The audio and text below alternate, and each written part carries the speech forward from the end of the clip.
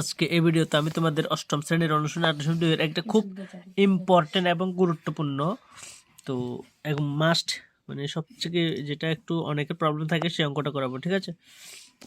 ৯ number, একজন লোকের বেতন 20% কমে দেওয়া হলো, ঠিক আছে। তো তার বেতন শতকরা কি পরিমাণ বাড়ালে পূর্বের বেতনে ফিরে যাবে? একদম যত সহজ মনে হচ্ছে না, এতটা সহজ না। একজন লোকের বেতন 20% কমে দেওয়া হলো, তার বেতন কি পরিমাণ বাড়ালে পূর্বের বেতন ফিরে যাবে শতকরা। একদম আমি সহজভাবে করাবো ডেফিনেটলি, ঠিক আছে। একজন লোকের বেতন 20% কমে দেওয়া হলো, ঠিক আছে। এটা লেখো, দেখো বেতন 20% কমিয়ে দেওয়ার অর্থ, ঠিক আছে। 100 টাকা পূর্বের বেতন হলে বর্তমান বেতন কত হবে বলো? 20% কমাই দিছে, তো 100 টাকা পূর্বের বেতন হলে বর্তমান বেতন 80। হ্যাঁ, বর্তমান বেতন সমান সমান 80 টাকা,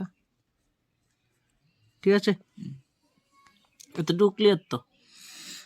তো পূর্বের বেতনে ফিরে যেতে হলে কত টাকা বাড়াতে হবে?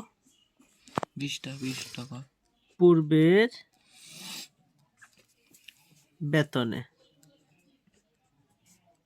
ফিরে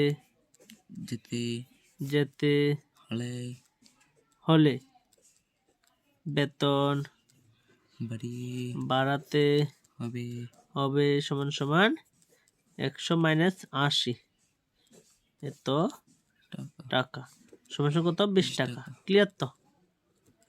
এই 20 টাকাটা কার উপর বাড়াতে হবে, কার সাথে যোগ করে বাড়াতে হবে? 100 সাথে না 80 সাথে 80 সাথে না যোগ করে বাড়াতে হবে।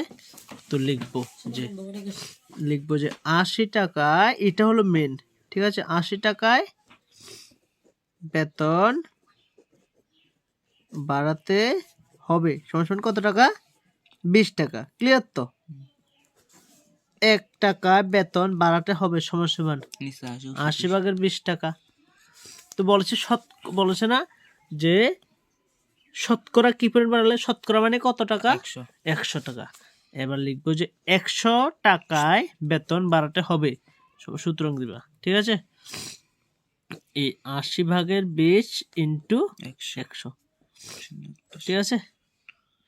তো এত টাকা থাকবে, তো 100 লিখলে % হয়ে যাবে, ঠিক আছে। তো 0 0 কাটা যাবে, 2 দিয়ে 8কে ভাগ করলে 4 হবে, 4 দিয়ে 100কে ভাগ করলে 4 × 100 মানে 25%, ঠিক আছে। তো উত্তর সুতরাং বেতন বাড়াতে হবে সমান সমান 25%। বেতন বাড়াতে হবে 25%, আনসার। এত সহজভাবে করেছি মানে সত্যি, যদি বুঝতে পারো, ঠিক আছে। সো আজকের জন্য টাটা।